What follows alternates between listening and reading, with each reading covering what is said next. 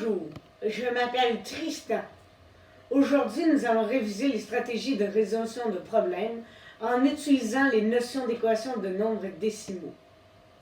Dans un premier temps, il est primordial de lire son problème et de se l'approprier. Ensuite, on doit le traduire en langage mathématique.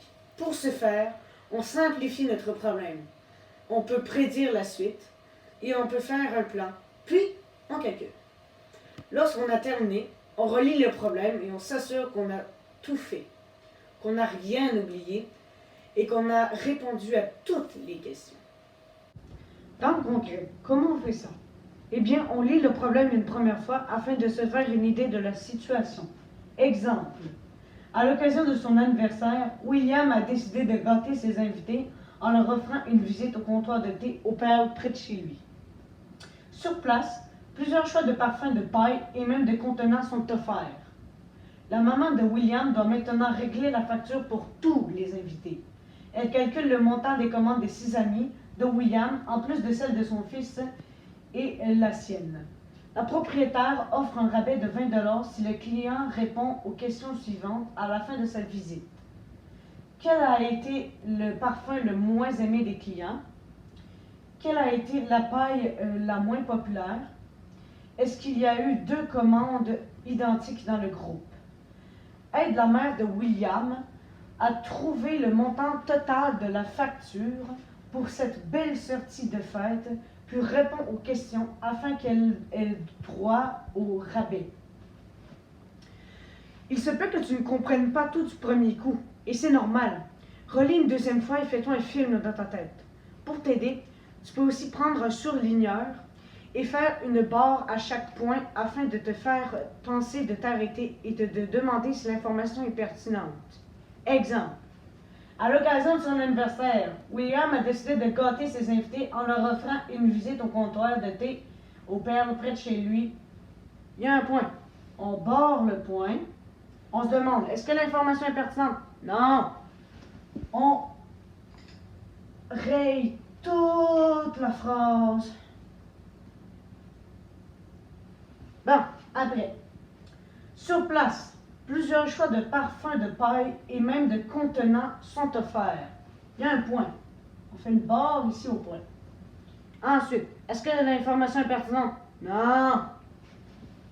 Hey. Bon, mon crayon, il n'est pas très... Bon. La maman de William doit maintenant régler la facture pour tous les invités. Il y a un point. On barre le point. C'est important? Non. On règle. Bon.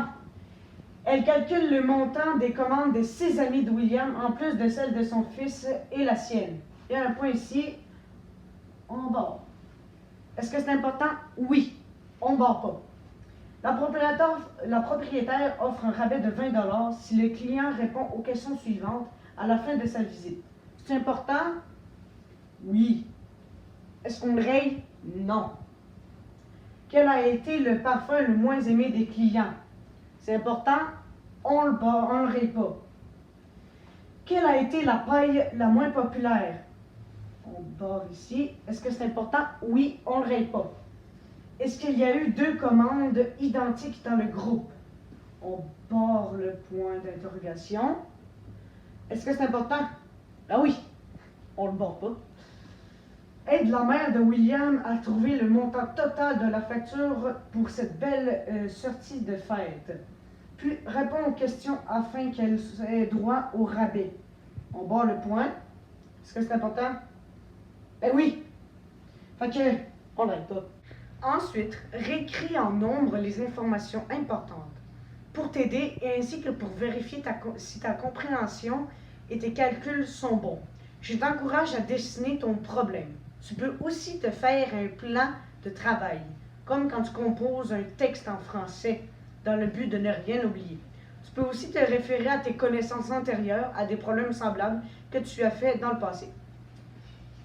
Ici, nous avons le tableau des commandes. Et ici, nous avons le calcul du coût de chaque commande, que j'ai précieusement calculé à l'aide du tableau des prix. Ici, nous avons le montant de la facture qui s'élève à 62,75. Ici, nous avons les questions ainsi que les réponses. La réponse à la question numéro 1, c'est le parfum melon. La réponse à la question numéro 2, c'est la paille régulière. La réponse à la question numéro 3, c'est non.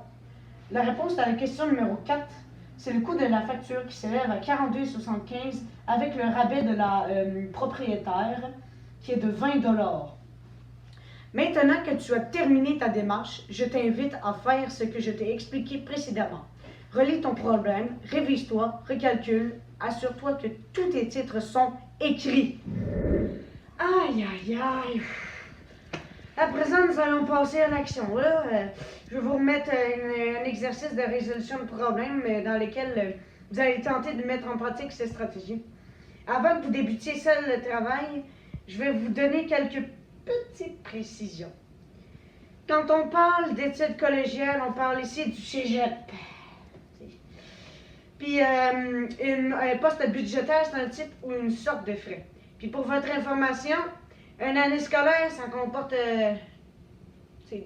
2 sessions. Là. Puis, en terminant, faites attention car les données ne sont pas tous dans les mêmes durées de temps.